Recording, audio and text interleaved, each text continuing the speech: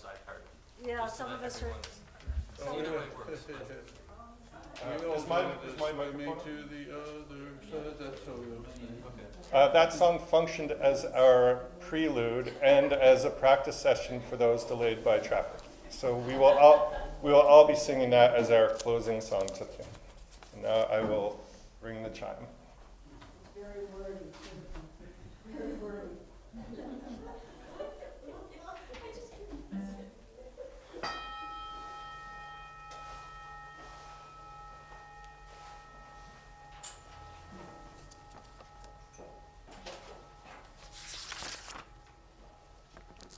So good morning.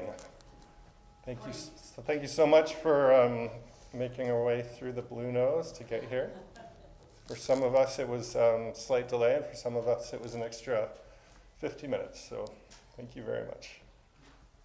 My name is Ben Robbins, and I'm glad to be your minister here at the UU community of Halifax. A couple of years ago, at the Canadian Unitarian annual meeting, there was a big question. What next? What do we do next? How do Canadian UUs adapt to changing times? A task force was created to coordinate answering the question. And then after a couple of years, they realized they didn't want to coordinate. This question of what next needs to happen through a bubbling of conversations, trying things and seeing how it goes. We need more of an ecosystem approach. And so a group of UU leaders are proposing that their focus will be not on coordinating an answer, but on nurturing an ecosystem. An approach I think resonates with the interdependent web of life. Please see the announcements in the order of service, and note that today, because of the traffic, the humanist group is canceled. The organizer didn't make it. Next year on my calendar, it will say offer rides to people who rely on the bus. Now I know. Please save the date, June 15th, for potluck barbecue at Leslie and Alan Shaw's house. Thank you so much, Leslie.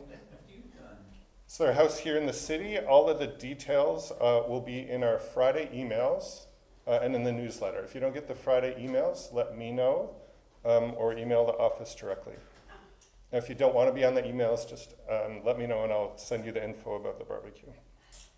And next Sunday is a soup lunch and our annual general meeting, and I'm guessing Faith might have a word about that at the end of the service, about the soup lunch. We'll see.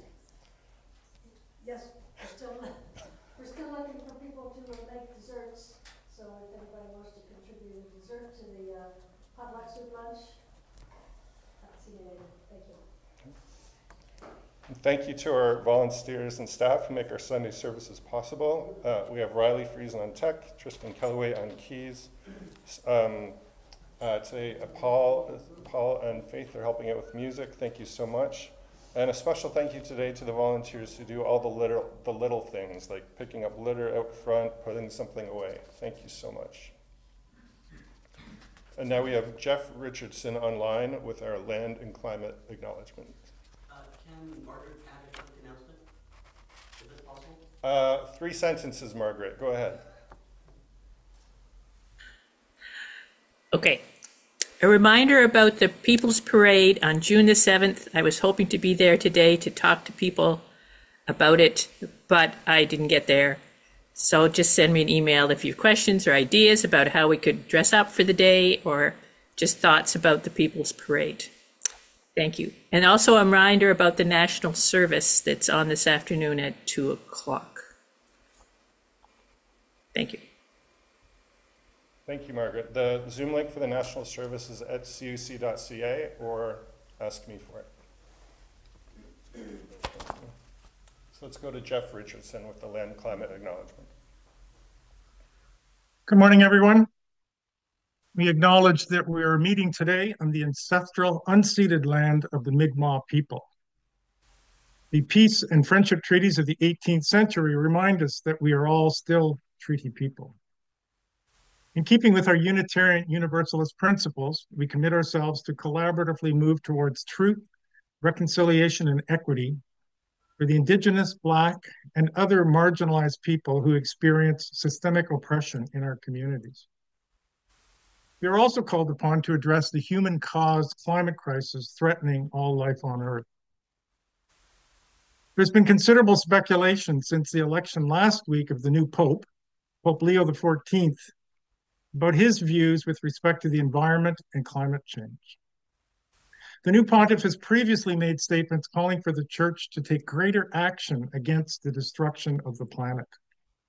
He has stated that dominion over nature should not be tyrannical, emphasizing instead the need for a more reciprocal relationship with the earth. Early indications are that Leo will likely continue his predecessor's strong legacy as a steward of the environment. During a climate summit at the Vatican last year, Pope Francis stated, "We find ourselves faced with systemic challenges that are distinct yet interconnected. Climate change, the loss of biodiversity, environmental decay, global disparities, lack of food security, and threats to the dignity of the people affected by them." Francis's most influential intervention came in 2015 when he published an encyclical, a papal letter to his bishops meant to guide them in their work, focusing on our changing environment.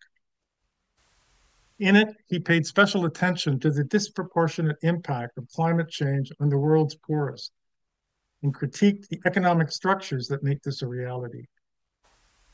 We are faced, he noted, not with two separate crises, one environmental and the other social, but rather with one complex crisis, which is both social and environmental. We congratulate Pope Leo on his election, wish him every success as a spiritual leader of 1.5 billion Catholics worldwide, including 11 million Canadians, and urge him to affirm, promote, and strengthen respect for the interdependent web of all existence of which we are a part.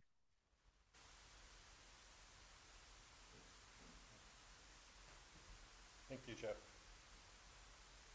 Our chalice lighting words are adapted from I Breathe by Craig Rowland. I breathe in the warmth of this light, its glow filling the spaces where it is needed. I breathe out, releasing what no longer serves me. I breathe in the strength of our community, combining it with my sense of self. I breathe out the urge to pick only one of those two things. I embrace the power of both and. I breathe in the courage to speak truth even when it trembles on my lips. I breathe out whatever holds me back, make space for honesty and justice. I breathe in the active hope of transformation, knowing we are here to build and heal. I breathe out despair, trusting that change is born in small acts of love.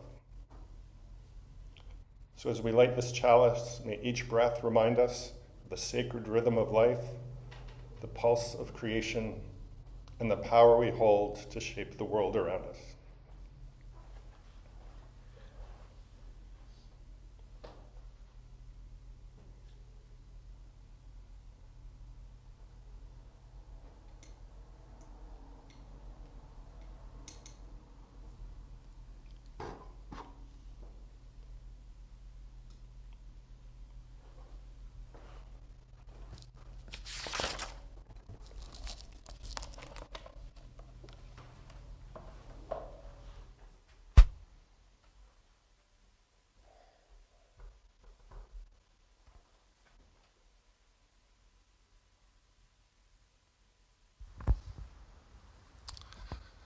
One day, a traveler arrived in a village square, carrying only a cauldron and some sticks.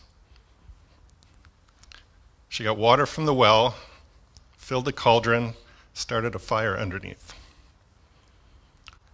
She sat by the cauldron until the water was boiling, and then she added a stone. She sat there, stirring occasionally. "What are you doing?" asked the child. "Making stone soup," said the traveler. It's delicious as it is, but it could use some salt." "I can get some salt," said the child, and ran off, coming back a minute later with some salt. "Thank you," said the traveler, who added the salt to the cauldron and stirred. "What are you doing?" asked another child. "Making stone soup," said the traveler. "It's delicious as it is, but it could use some onion." "Well, I can get some onion," said the child, who ran off, coming back a minute later with some onion. "Thank you," said the traveler, as she added the onion to the cauldron and stirred. And by this time, a small group had gathered around the cauldron. The traveler continued to stir. "How is the stone soup?" someone asked. "It's coming along," said the traveler, but someone spoke up from the back and said, "I bet it could use some carrots. I'll go get some." "And some potatoes," said someone else, and ran off. And before you knew it, people were off getting lentils, corn, squash, whatever they could find.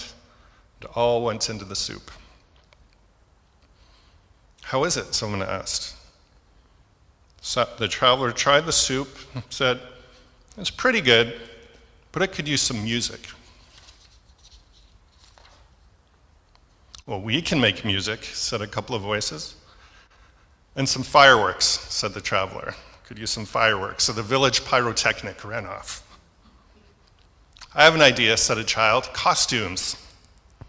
So everyone ran off to put on costumes, and then they danced and sang with joy.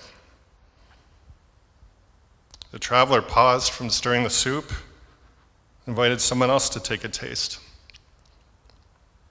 "It's pretty good," said the taster, "but it could use some more community." "Well, let's invite the next village over," someone said. "But we haven't spoken to them in years." "Let's invite them anyway." The small group rode off to the next village. "And," said someone tasting it, "it could use some more justice." "Well, let's work to end homelessness," someone said, as fireworks lit up the sky. And another person tasted the soup and said, "It just needs one more thing, just a bit more heart." So as they sat together eating the soup, they took turns sharing what was on their hearts that day. And then as the traveler walked away at sunrise, they all agreed to make this a regular village event. So that is today's version of Stone Soup. And please rise in body or spirit for our opening hymn. It's number 298 in the gray hymnal, 298, "Wake Now My Senses." The words are going up on the screens. Thank you.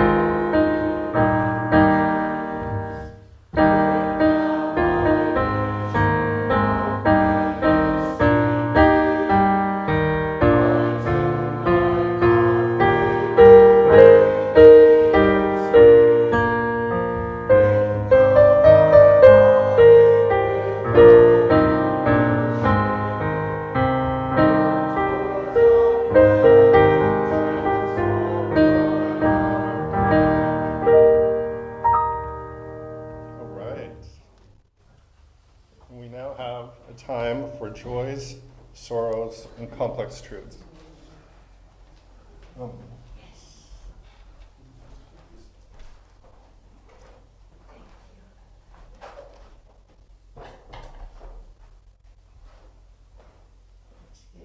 Just helping Barbara get set. So we now have a time for joys, sorrows, and complex truths. We bring our hearts into the sacred space of community and open them up to each other and for each other, so that those of us who carry pain might be comforted by the presence of this loving community. Those of us who are happy might share their joy and see it multiply in others, so that those of us who are carrying complex truths might find a welcoming space to process the meaning in their life. This is our communal well that holds all of our stories.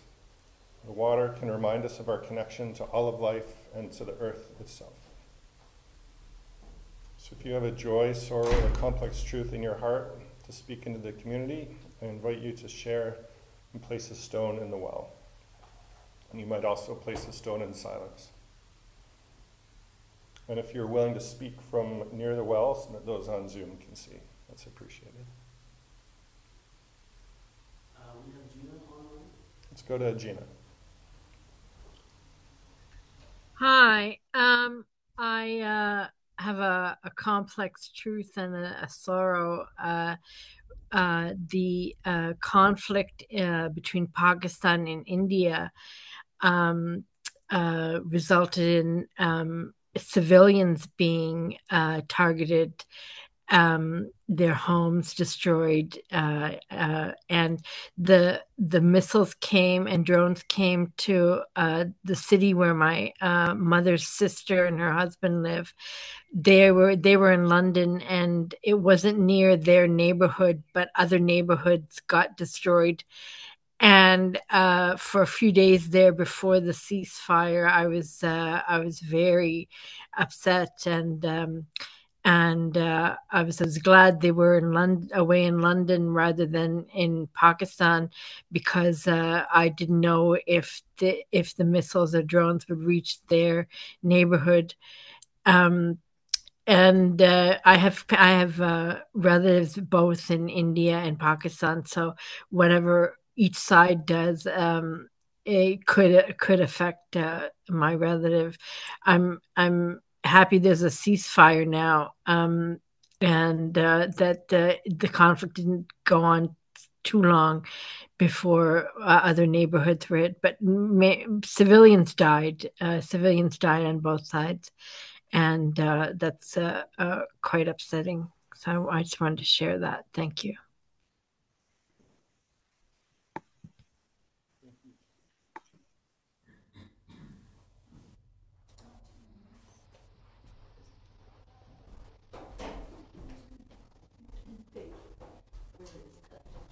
Am I in the right place? Okay, it's Judy.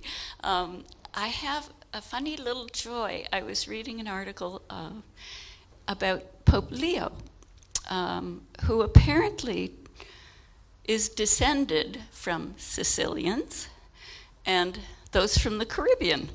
So at one point, his maternal grandfather was listed as Creole, which meant half black. And then, of course, the Sicilians had to flee Sicily because they were starving, basically, back in the 1800s. Anyhow, that's his descent, and I thought, oh, yay, he's one of ours. Oh, yes.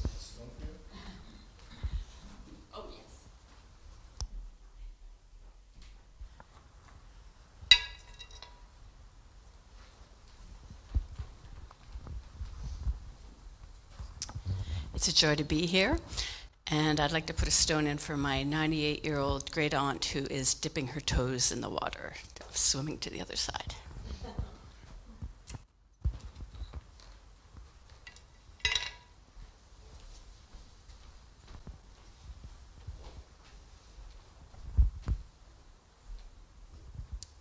I have a complex truth I'd like to share. Halifax is home. I love Halifax. I'm from here, and I'm so privileged and grateful to be from here. But every day when I'm on my way to work, I look along the Bedford Highway at the shipping containers and think about the weekly shipments of detonators and missile parts that we are sending to Israel to drop on refugees in their tents. I think about the approximated 500,000 people who have been killed in the last year and a half, and I just get overwhelmed with how our governments and corporatists around us have forced our complicity too, because that's what our tax dollars are doing.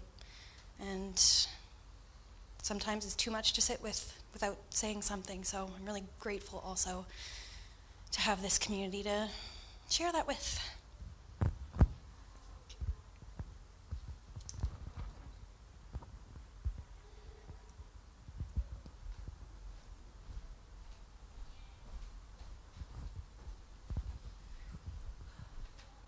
And I will do one final stone for all that remains in our hearts.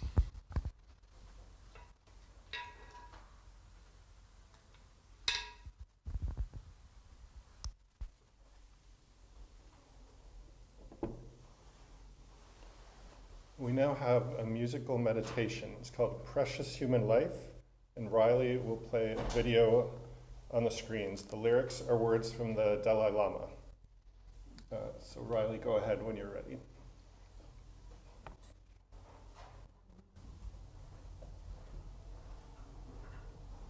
Every day, think as you wake up. Today, I am fortunate to have woken up. I am alive. I have a precious human life, and I'm not going to waste it.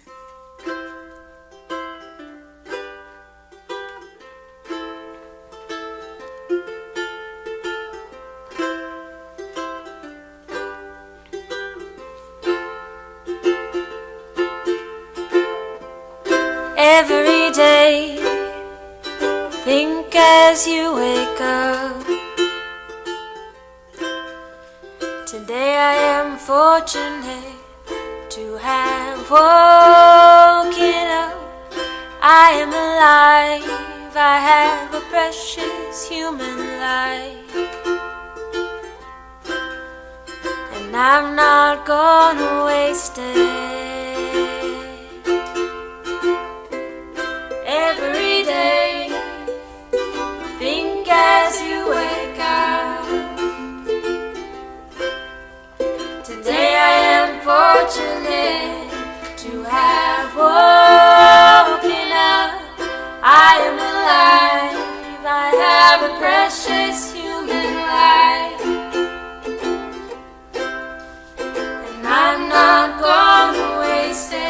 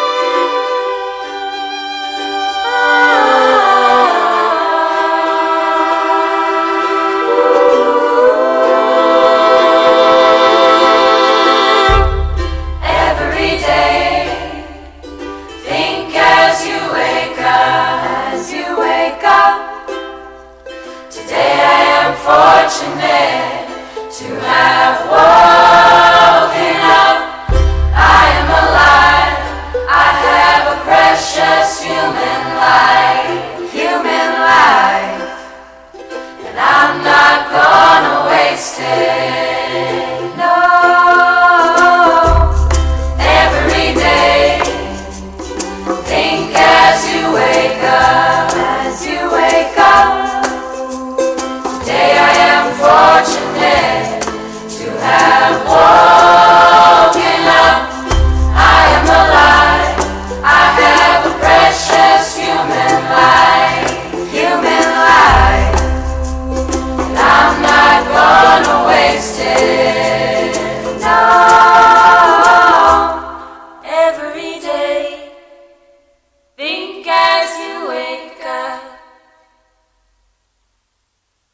Today I am fortunate to have woken up.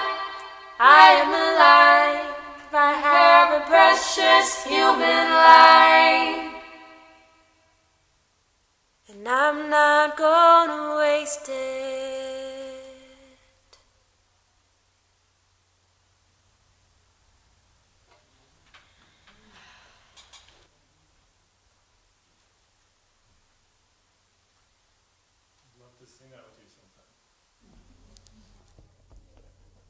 It's now time for our offering. The work of this community is made possible by donations of time, talent, and money. So thank you for however you give, and we trust that you will give however much is right for you. Most donate by monthly e-transfer, and we also pass the baskets. And today the baskets are going to the operating fund. So whatever your situation, thank you for being part of this community.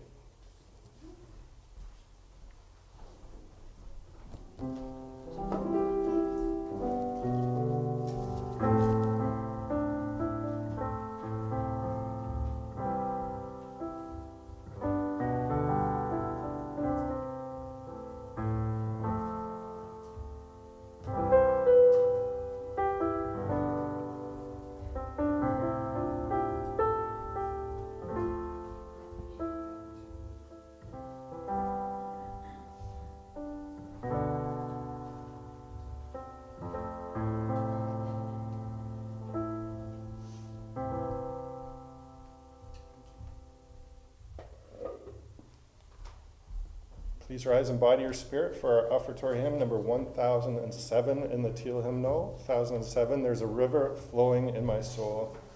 The words are going up on the screen. There's 3 verses in the hymnal, but after the third one, we're going to finish by redoing the first verse. Let's do it.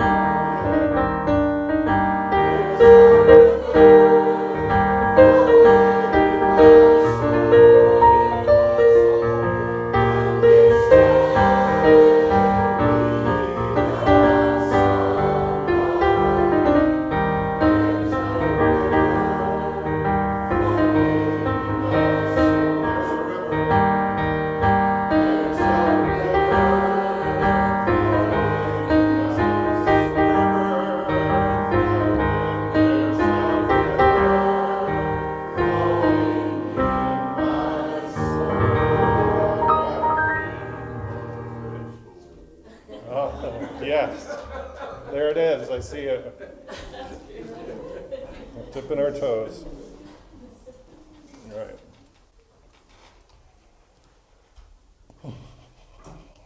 5 years ago, the COVID pandemic came.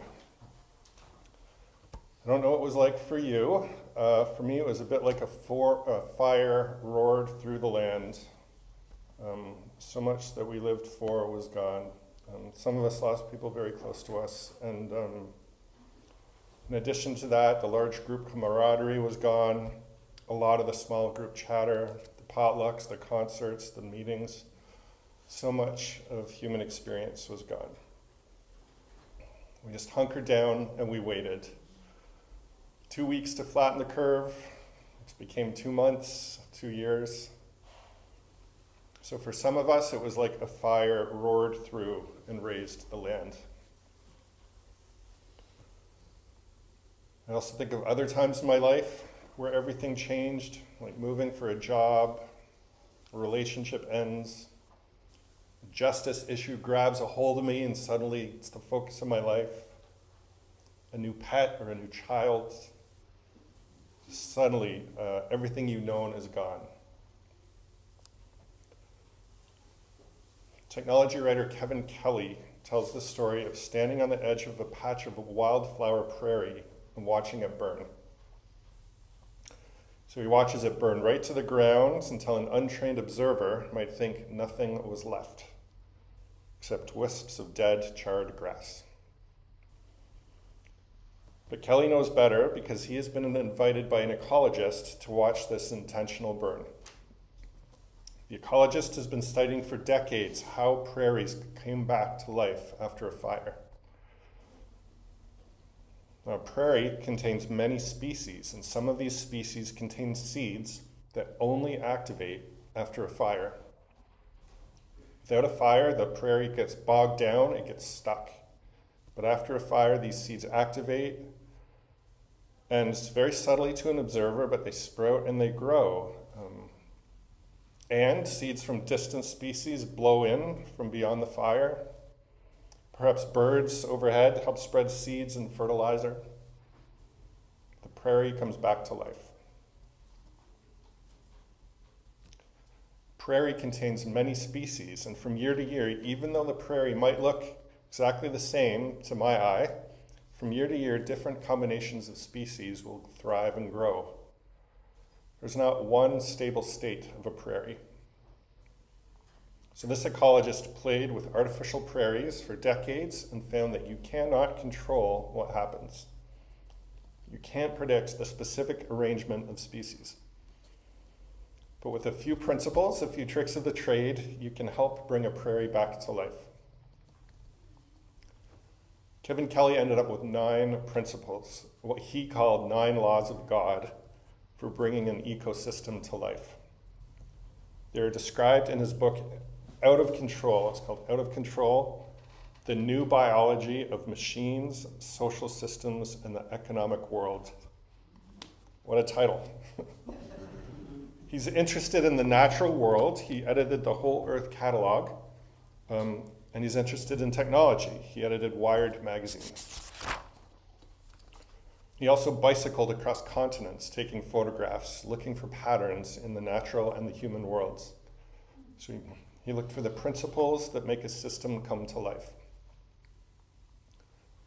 He called his book Out of Control because he found that a centralized, top-down, predictable system does not take on a life of its own. If you want to create life, you need to relinquish control. This desire to control our surroundings, it goes deep, goes back way, way back. The grid system of many of our cities goes back at least as far as the Roman times. The Romans did not like towns that grew organically, with curved streets and intricate neighborhoods. The Romans preferred a grid system, long, wide streets, so that the powers that be could see all that was happening simply by standing on street corners and looking in all 4 directions. So this imposed grid facilitated control. The author James C. Scott says that governments see the world by imposing straight lines, by imposing legibility, making things legible. It means that everything is seen, everything is understood, everything makes sense. And legibility did bring some benefits to Roman cities. Perhaps you remember that scene from Monty Python's Life of Brian. Roman cities have aqueducts, they've got sanitation, and a long, long list. So, good for them. But something was missing in that grid of uniformity. One thing that's missing is that wisdom that only comes out when you pay attention rather than imposing your way. I read a book called The Boy Crisis, Why Our Boys Are Struggling and What We Can Do About It. The author, Warren Farrell, says that institutionalized learning and overprotectiveness are not working for a lot of boys. He says boys need to wrestle. Not all boys, but a lot of boys and others too. So yes, they can get dangerous. It's dangerous. They can get hurt, but they have this instinct to wrestle. And suppressing that instinct seems to create ADHD and other behavioral problems. So this top-down legible system that says sit still in these rows all day and punishes non-compliance has a lot of problems. An illegible system says you need to pay attention to things as they are, like this need to wrestle. So perhaps during the pandemic, you had instincts that didn't seem helpful. The instinct to stare out the window, maybe, or the instinct to cry, or the instinct to throw caution to the wind. If you're in a control state of mind, you might fight these instincts and try to impose a predictable life on yourself with schedules and expected outcomes.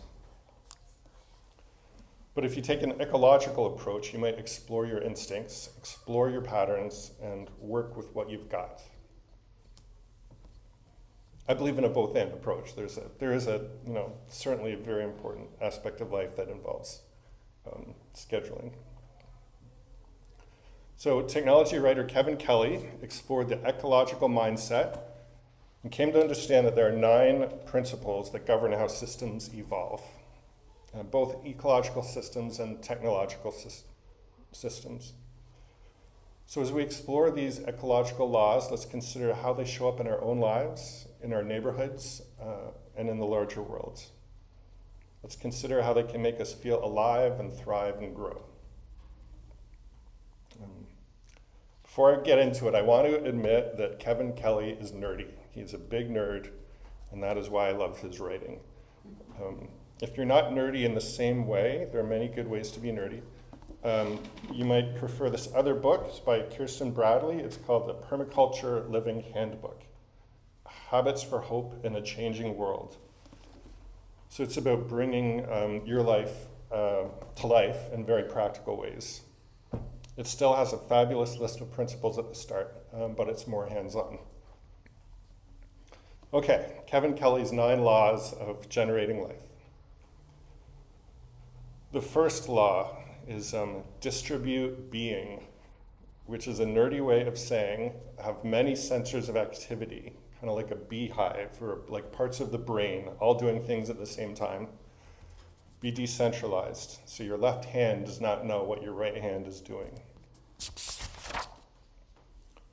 In the book Wisdom of Crowds, James Surowiecki investigates what makes people smarter as a group than they are individually, versus what makes people develop a mob mentality.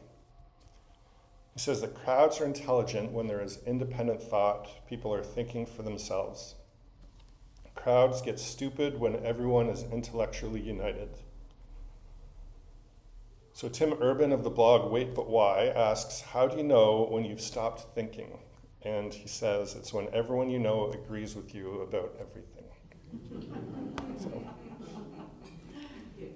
thinking in a group is helpful. Again, I believe in both and. Thinking in this group is necessary to get other perspectives and check your own. But you still have to eventually come up with your own thoughts.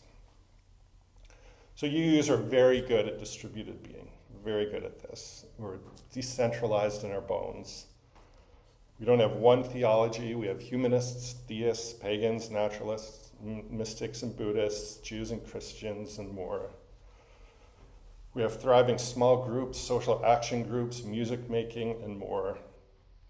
So I think we take advantage of these benefits of being decentralized.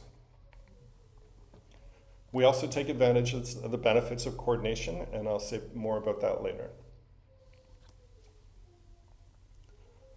The next of Kevin Kelly's laws, and I'm saying them out of order like a good ecologist, but the next one is grow by chunking. So the cells in our body did not evolve mitochondria to provide energy. This blows my mind.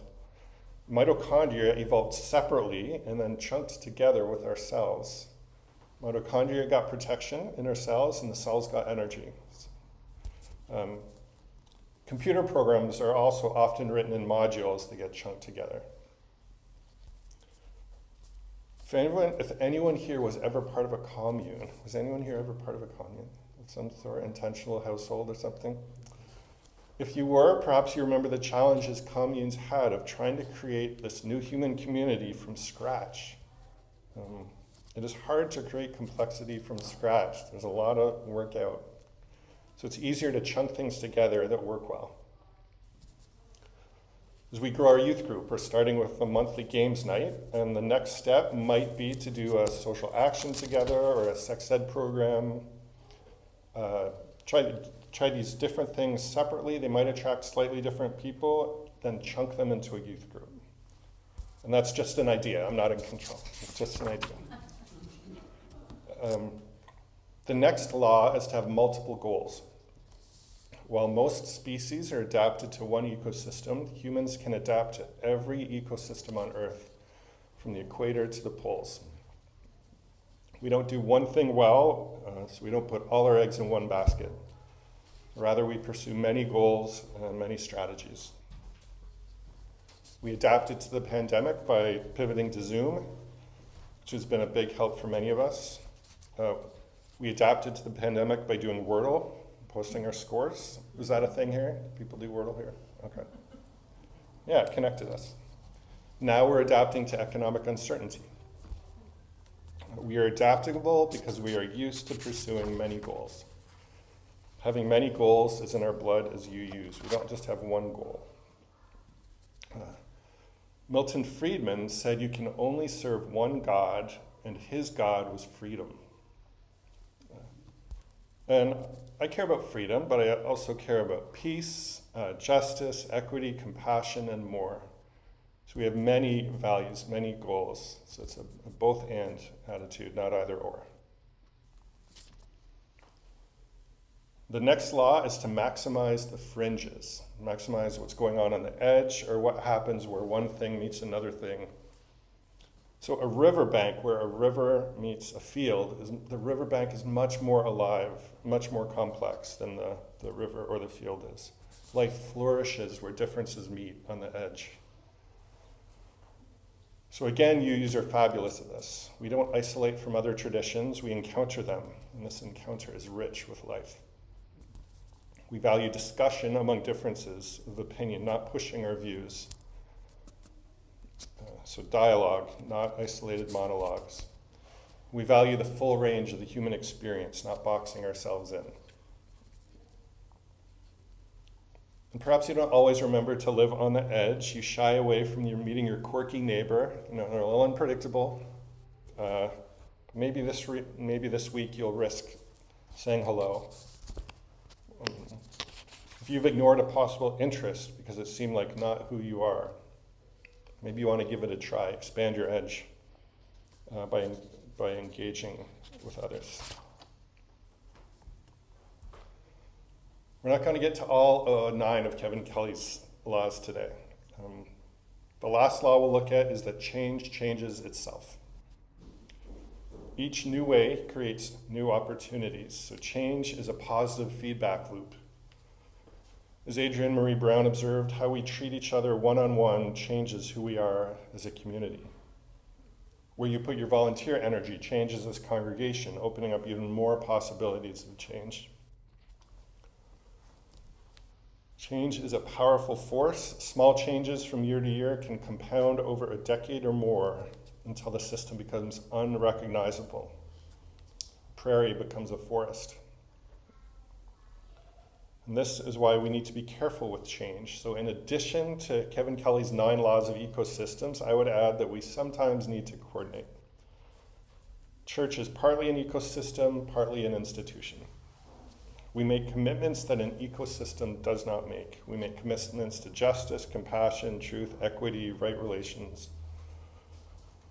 We also like doing things together, which takes coordination, representation, delegation, oversight.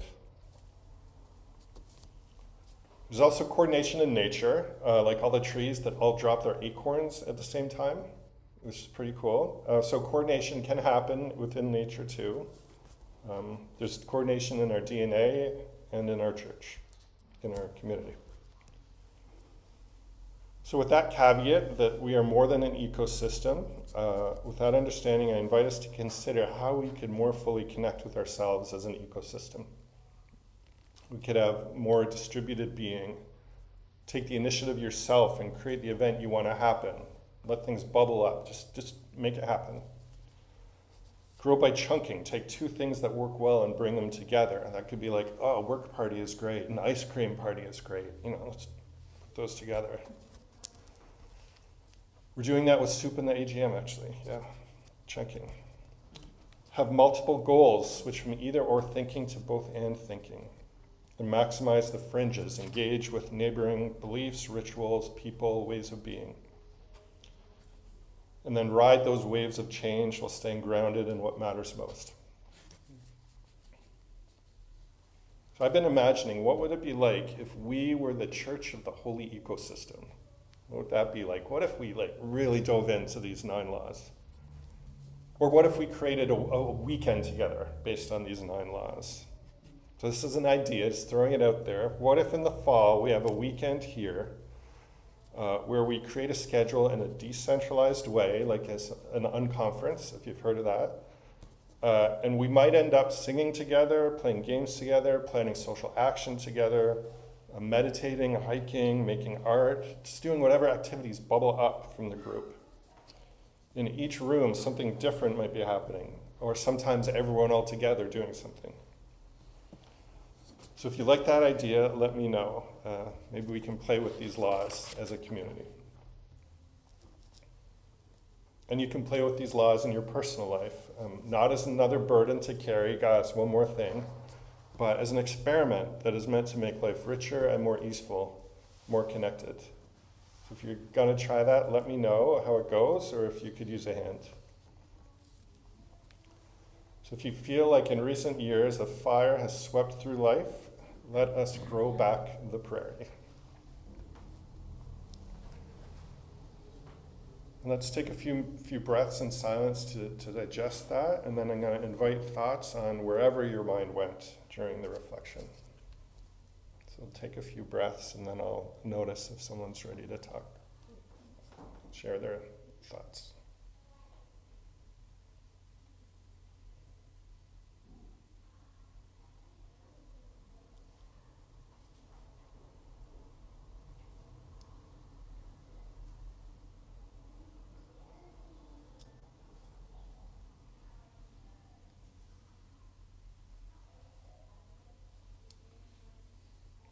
James, are you going to jump in with swimming to the other side? When we do it, when we do the final song? Yeah. Let's just see, sometimes all it takes is one person to say 3 words, and then that ignites other people. So let's see. If you were going to come up and just say one word, maybe just call it what the word would be. The weekend. The weekend, awesome. Maybe let's do the weekend. Awesome. Variety. Chunking. Various expertise. Yep. Bringing together different expertise, yes. Sure. You want to come up so that those on Zoom can see?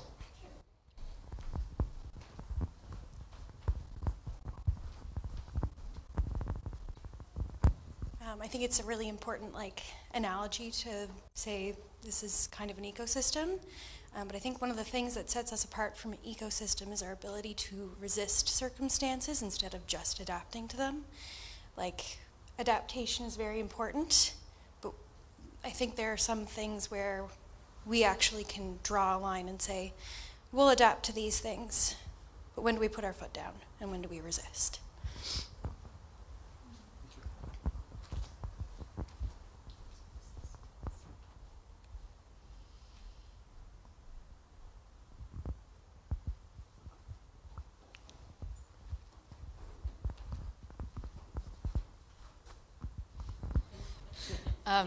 I think this is, I like the weekend idea as well, and it connects with that yes and service where there's lots of processes where we can generatively build and invite fringes. I think one of the challenges is what we center, how we curate, what the invitation is, and the balance between openness and some of the maybe structures, and then being able to work with many truths like the resistance piece, as well as like how can I listen to a Trump supporter and also see wisdom in why they're, it's really hard, right? But it's like also a practice of like trying to be open. So I love the idea of a weekend.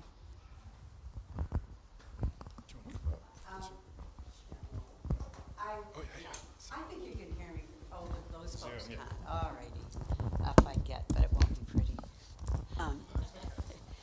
I'm just, and I'm not going to say very much for all of this. Will we go here? Oh, right there. Yeah. I was thinking of how cyclical things are when you were talking. I remember that, well, we've been here a long time, but in the early 70s, one of the things that Alan and I did was we followed the UU guide for sex education, and it was kind of fun doing it.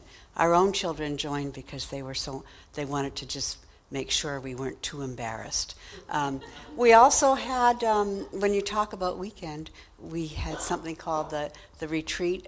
Well, you might have been there, Barbara, at Tatamagouche. And that was kind of fun. We had a lot of crazy people there that we won't have this time, which is kind of sad. Remember Ralph Davis and jumping off the bridge and all of those things. But there were a lot of a variety of things that we have done in the past, and they were good things. So, and maybe we can revive dinners for 8 without having to make it one for everybody, because that zeitgeist has changed a bit. And sometimes you can't do everything for everybody, but there you go. Thank you.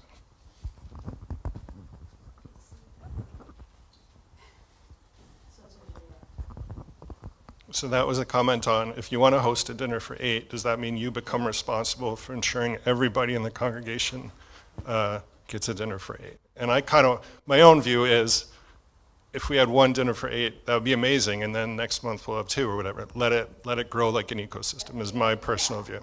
So, yeah.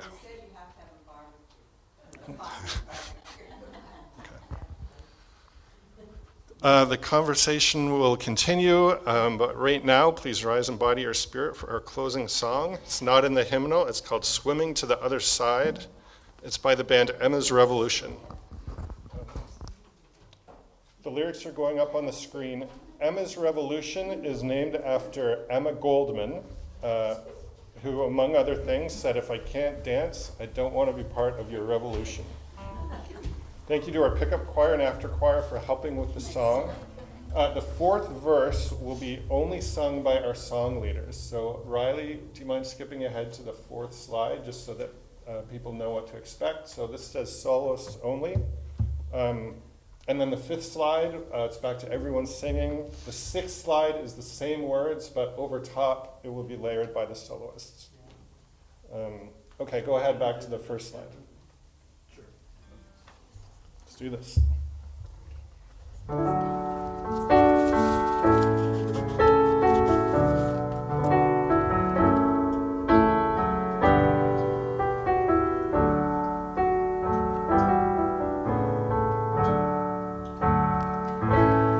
We are living in the great big river. We are washed by the piercing rain. We are swimming in the stream together, some in power and some in pain.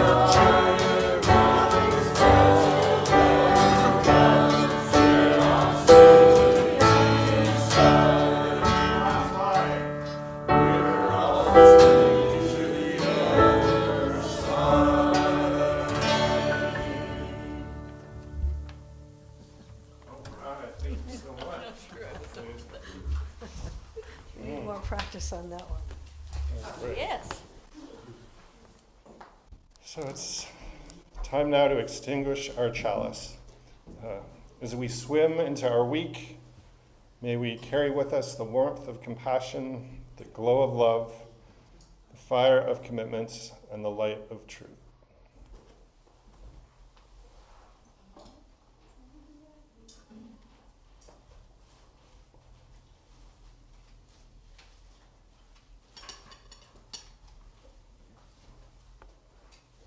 And if you have this irrational need to run a marathon or there's some such thing, even if you don't understand it, make room for it. It seems to be worth it. So the humanist discussion scheduled for today is postponed until next month. Oh, God. That's why I parked on Ivanhoe listening to Zoom and not turning around and going back. So I'll put in my notes for next year to offer rides to people who depend on the bus on Blue Nose weekend. Those on Zoom, stick around for conversation. Faith, you've already said your piece about we need desserts for next week. After the service, we have our soup lunch, and our annual general meeting after the service next Sunday. Now there is coffee available in the ballroom, and our service is over.